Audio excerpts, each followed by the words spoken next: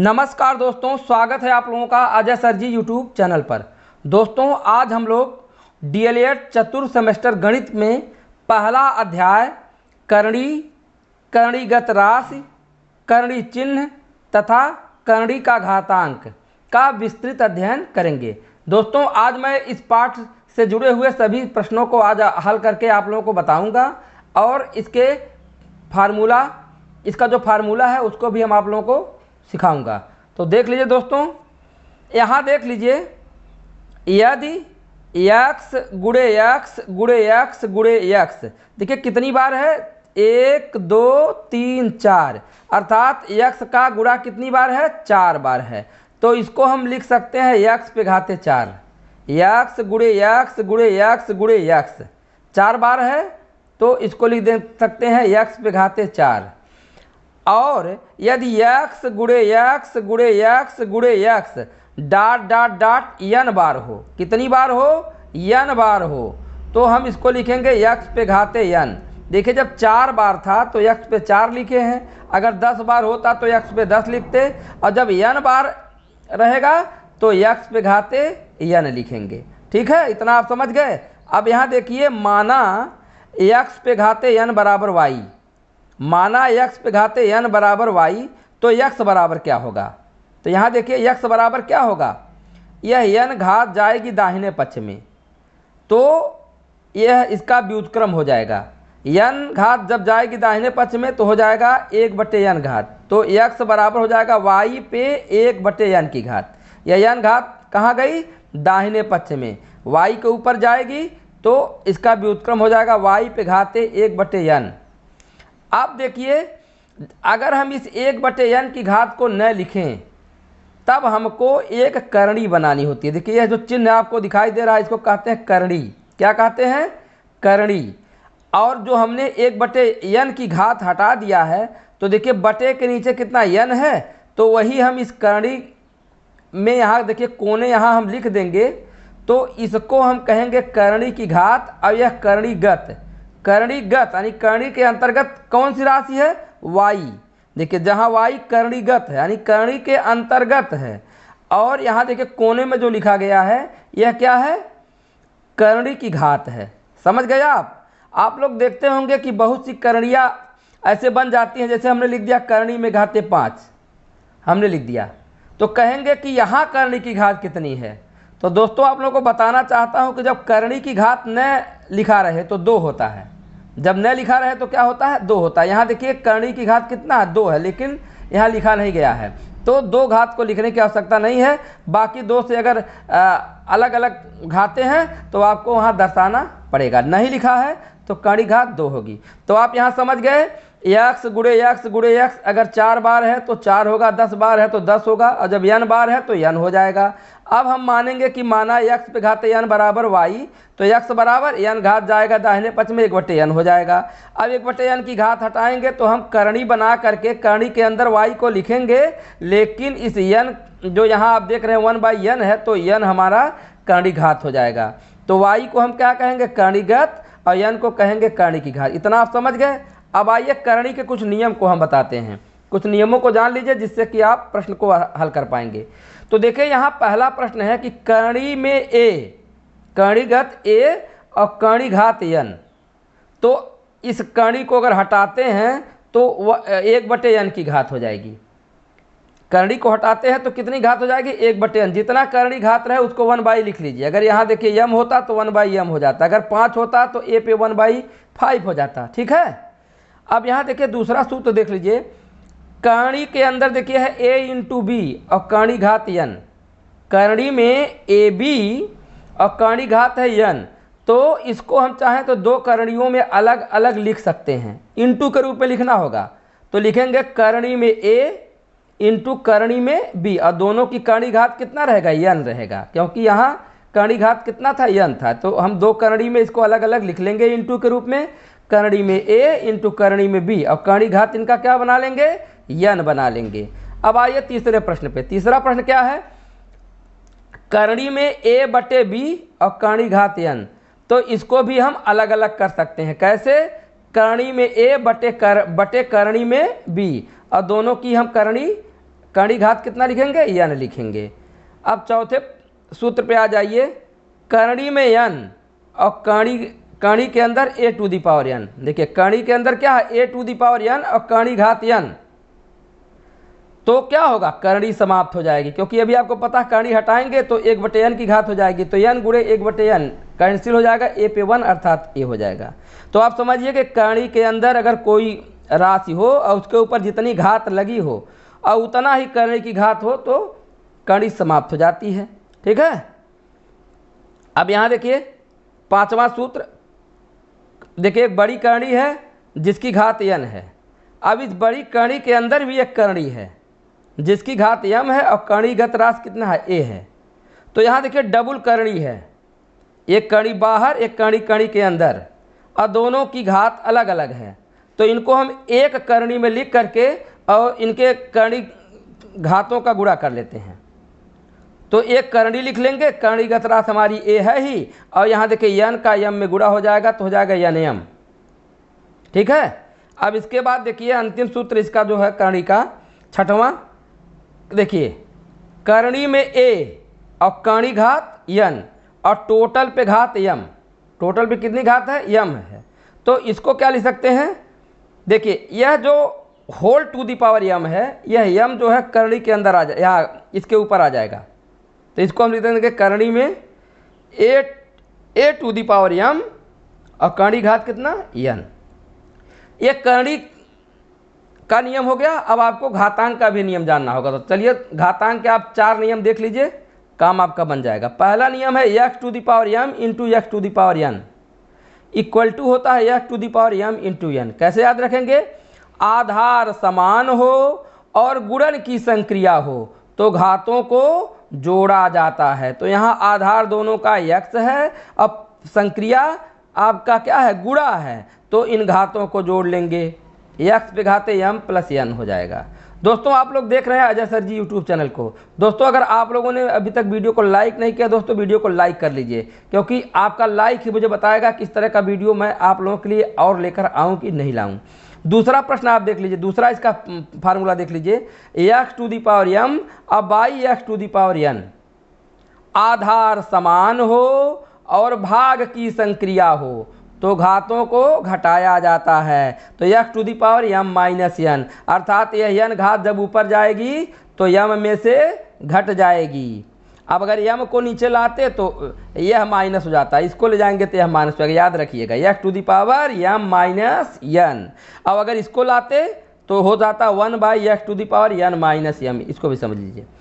अब यहाँ तीसरा देखिए x to the power m to the power n, यानी घात के ऊपर घात हो तो घातों का गुणा हो जाता है, तो x पे घाते m इंटू n हो जाएगा। और अंतिम सूत्र चौथा देखिए, x to the power n equal to 1/x to the power minus n। हमने बताया ना कि जब आप कणी घात को ऊपर या नीचे लाएंगे चिन्ह परिवर्तित हो जाएगा, अगर यहाँ माइनस n होता तो यहाँ प्लस हो जाता, इसको ऊपर ले जाएंगे प्लस हो जाएगा। तो आप समझ गए ना, ये तो था हमारा फार्मूला। अब आइए प्रश्नों को देखते हैं। तो डीएलएड वाली बुक में बहुत आसान प्रश्न है, लेकिन जो प्रश्न है उसको आप लोग देख लीजिए, ठीक है। तो चलिए प्रश्नों पे हम आ जाते हैं और उन प्रश्नों को हल करते हैं। तो यहाँ देखिए पहला प्रश्न जो प्रश्नावली का है, 5 पे घाते 5 अभागा 5 पे घाते 3, 5 पे घाते 5 भागा 5 पे घाते 3, इसको देखिए हमको हल करना है दोस्तों। तो कैसे हल करेंगे दोस्तों, बहुत आसान है। अभी हमने तो सूत्र आपको बताया है, x to the power m by x to the power n, तो x to the power m minus n है, क्योंकि ये तो भाग की संक्रिया यही तो बटे होता है, यही तो हमारा क्या है 5 पे घाते 5, इस तो भाग को हम बटे के रूप में लिख सकते हैं 5 पे घाते 3। अब इस घात को जब ऊपर ले जाएंगे, अब इसको ऊपर ले जाएंगे तो घात घट जाएगा, तो 5 पे घाते क्या हो जाएगा 5 और ऋण 3। देखिए यहाँ 5 पे 5 घात है, यहाँ 5 पे 3 घात है, ऊपर ले जाएंगे घट जाएगा, 5 पे हो जाएगा 5 ऋण 3, और जब 5 में से 3 घटा देंगे आप दोस्तों तो कितना हो जाएगा 2 मिल जाएगा। अब 5 पे 2 का मान क्या होगा 5 पचे 25, कैसे 5 गुणे 5 और 5 पचे 25, ठीक है, क्योंकि 5 पे 2 की घात है तो 5 का 2 बार गुणा हो जाएगा, 5 गुणे 5, 5 पचे 25 हो जाएगा। इसके बाद देखिए अगला प्रश्न आप देख लीजिए, यहाँ कह रहा है कि ध्यान से समझिएगा, 29 पे घाते 3 तथा 26 पे घाते 3 का मान ज्ञात कीजिए। तो यहाँ देख लीजिए, जब 29 पे 3 की घात आपको निकालना होगा तो इसका मतलब होता है 29 गुणे 29, अर्थात 29 का 29 में गुणा करेंगे, जो आएगा उसमें फिर हम 29 का गुणा करेंगे। तो आप गुणा करके भी देख सकते हैं, वैसे अभी एक दूसरी विधि बताता हूँ, अगर आपको जो दोनों विधि समझ में आएगी आप उसको अप्लाई कर सकते हैं। तो इसका जब गुणा आप करेंगे दोस्तों तो आपको मिल जाएगा 24,389, ठीक है। अब इसको अगर आप चाहें तो थोड़ा शॉर्टकट 20 से लगा सकते हैं, लेकिन उस शॉर्टकट क्या है उसके लिए भी आपको एक अलग से फार्मूला याद करना होगा। तो चलिए मैं आपको बता देता हूँ। यहाँ देख लीजिए, जैसे 29 पे घाते 3 है तो देखिए 29 को लिख सकते हैं क्या, 30 ऋण 1 लिख सकते हैं, क्योंकि 30 में से जब 1 घटा देंगे 29 हो जाएगा। और घाते कितना है, 3 है। तो ये हमारा बन गया a माइनस बी का whole cube, a minus B का होल क्यूब। अब ध्यान रखिएगा, सूत्र भी बता रहा हूँ। देखिए a माइनस बी का होल क्यूब का सूत्र क्या होता है, a माइनस बी के होल क्यूब का सूत्र होता है a cube minus B cube minus 3ab और कोष्टक में a माइनस बी। इस सूत्र को आपको अप्लाई करना होगा। तो यहाँ देखिए a क्यूब करेंगे तो हो जाएगा 30 का क्यूब हो जाएगा, माइनस बी क्यूब करेंगे तो 1 का क्यूब हो जाएगा। अब माइनस 3ab करेंगे तो माइनस 3, a का मान है 30 और b का मान है 1, a है b है, और कोष्टक में a माइनस बी, तो 30 ऋण 1, ठीक है। अब देखिए थोड़ा सा आसान इसलिए हो जाता है क्योंकि यहाँ देखिए शून्य है, तो अब इसका क्यूब करेंगे तो थोड़ा आसानी हो जाती है। तो 30 का क्यूब है तो 30 गुणे 30 गुणे 30, तो 30 गुणे 30 गुणे 30 करने से पहले आप 3 गुणे 3 गुणे 3 कर लीजिए, 3 त्रिका 9 3 27 हो जाएगा। और जब एक शून्य है तो 3 बार गुण तो 3 शून्य बढ़ जाएगा, यानी हमारा 27,000 हो गया। 1 का क्यूब 1 गुणे 1 गुणे 1, 1 का चाहे जितनी बार गुणा करेंगे 1 ही होगा। यहाँ देखिए 30 का नम 30 और 30 तियाँ 90 हो जाएगा। अब यहाँ देखिए 30 में से 1 घटा देंगे तो हमारा कितना हो जाएगा, 29 हो जाएगा। अब आप क्या देखिए 27,000 लिख लीजिए और ऋण 1 और ऋण इसको गुणा कर लीजिए। तो शून्य को पहले लिख लीजिए, 9 9 81 के 1 हो जाएगा, हासिल हमारा 8 हो जाएगा, और 9 दूना 18, अब 18 में 8 जोड़ेंगे तो हो जाएगा 26। अब दोस्तों 27,000 और ऋण, अब देखिए 26 10, ये भी ऋणात्मक है, यहाँ भी ऋणात्मक है, तो दोनों ऋणात्मक राशियाँ जुड़ जाएंगी तो हो जाएगा 26 11। अब इसमें से इसको हमको घटा देना है। तो आप यहाँ देखिए, तो 27,000 में से हमको घटाना कितना है, यहाँ घटाइए 26 11। तो अब देखिए 7 इसको उधार देगा, फिर ये इसको उधार देगा, या उसको उधार देगा, तो 10 में से 1 गया, हमारा कितना हो जाएगा, 9 हो जाएगा। यहाँ 9 बचेगा, 9 में से 1 घटाएंगे 8 हो जाएगा। यहाँ भी 9 बचेगा, 9 में से 6 घटाएंगे तो 6 3 9 हो जाएगा। यहाँ उधार देने के कारण अब 6 बचा, 6 में से 2 घटाएंगे 4 हो जाएगा, और यहाँ 2, 24,389, 24,389 हमारा आंसर आ जाएगा। अब आते हैं इसी नियम पे हम लगाते हैं 26 पे घाते 3। तो देखिए 26 पे घाते 3 को अगर हम हल करेंगे दोस्तों तो वही बात होगी 26 गुणे 26। तो आप 3 बार आप जब गुणा कर देंगे तो हो जाएगा हमारा 17,576। 26 में 26 से गुणा करेंगे, जो आएगा फिर 26 का गुणा कर देंगे। अब इसको थोड़ा सा अगर और 20 से आप हल करना चाहते हैं तो आपको बता रहा हूँ। तो इसको देखिए 26 को 25 धन 1 लिख सकते हैं, क्योंकि 25 का भी क्यूब थोड़ा आसानी हो जाएगा, तो 3 घात हो जाएगी। अब यहाँ देखिए सूत्र हमारा a धन b का होल क्यूब हो गया। तो उसके लिए सूत्र आपको यहाँ बता दूँ, a धन b का होल क्यूब बराबर होता है a cube plus b cube plus 3ab कोष्टक में a प्लस b, अर्थात जहाँ माइनस था सब प्लस हो जाएगा। तो वहाँ यहाँ अप्लाई कर देंगे तो हो जाएगा 25 का क्यूब और धन 1 का क्यूब और धन 3ab, तो 3 गुणे 25 गुणे 1 और a प्लस b, 25 धन 1।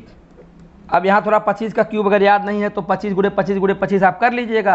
अब अगर याद है तो 15,625 होता है, 15,625 आप थोड़ा सा याद रखिएगा। अब 1 हो जाएगा, अब 25 तियाँ 75, अब 25 में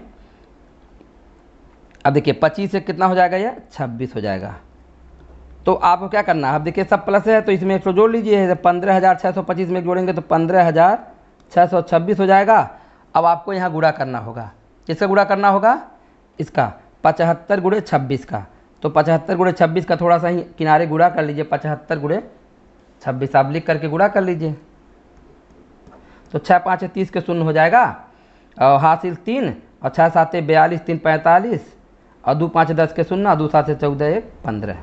तो शून्य 5 5 4 9 19 50 कितना हो जाएगा, 19 50। अब इसको जोड़ लीजिए, तो जोड़िए कितना हो रहा है, यहाँ देखिए 6 में शून्य जोड़ेंगे 6 हो जाएगा, अब 5 में जब 2 जोड़ेंगे तो 7 हो जाएगा, और 6 में 9 जोड़ेंगे तो 9 6 15 के 5 हो जाएगा, हासिल हमारा 1। अब 5 1 6, अब हासिल 1 7, अब एक ये 17,576। तो ये हमारा आंसर आ जाएगा। अब आइए अगले प्रश्न पे आते हैं। अगला प्रश्न हमारा देखिए तीसरा प्रश्न है, ध्यान से समझ लीजिए। यहाँ देखिए कह रहा सरल कीजिए,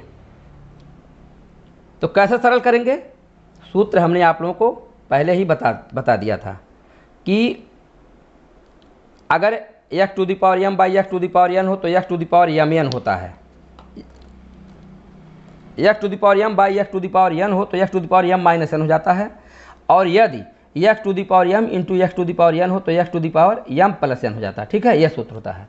तो लेकिन आप यहाँ देखिए दोस्तों, यहाँ यह सरल करना है, तो सरलीकरण में आप लोगों ने एक चीज़ पढ़ा होगा, बोर्ड मास।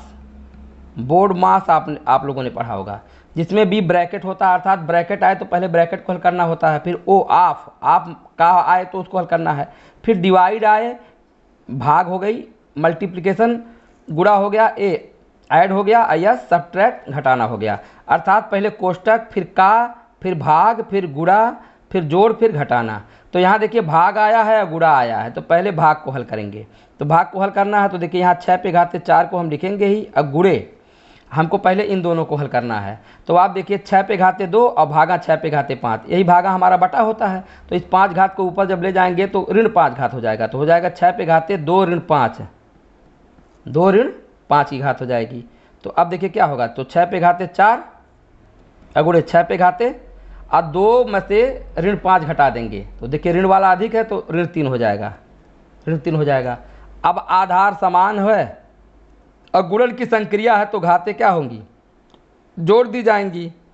तो यहाँ देखिए 6 पे घाते 4 ऋण 3, अगर यह धन होता तो 4 धन 3 होता, जब ऋण है तो हो जाएगा हमारा कोई प्लस माइनस का माइनस होता है, तो हो जाएगा 4 और ऋण 3। ठीक है, क्योंकि इनको जोड़ेंगे, जब एक धनात्मक संख्या में ऋणात्मक संख्या जोड़ेंगे तो घटेगी ही। तो 4 ऋण 3, तो 6 पे घाते 4 ऋण 3, 4 में 3 घटाएंगे 1 होगा, 6 पे घाते 1 अर्थात कितना हो जाएगा, 6 हो जाएगा। अब यहाँ देखिए 3 पे घाते 7 और 3 घाते 8, आधार समान और गुणन की संक्रिया, घातों को जोड़ लीजिए, तो 3 पे घाते 7 धन 8 हो जाएगा, इक्वल टू 3 पे घाते 15 हो जाएगा। बस यही हमारा आंसर हो जाएगा, इसको आगे हल करने की जरूरत नहीं है। और हल करना होगा तो 3 गुणे 3 कितनी बार, 15 बार, तो बहुत बड़ा होगा, इसे छोड़ दीजिए।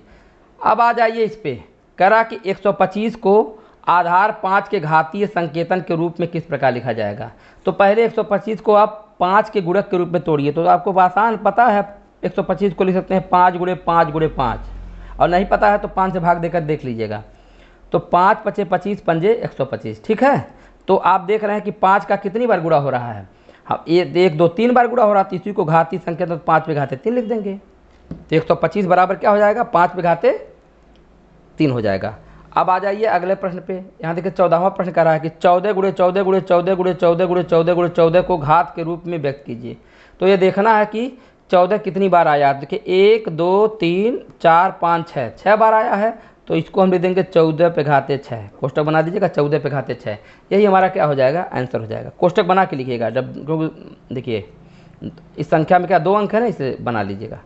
अब विकल्पी प्रश्न है, तो सभी प्रश्न आसान है। अब देख लीजिए, एक 3125 का घातीय संकेतन है, तो 3125 को पहले 5, देखिए 5 के घात के रूप में लिखा हुआ है, तो 5 के घात के रूप में पहले तोड़ लीजिए।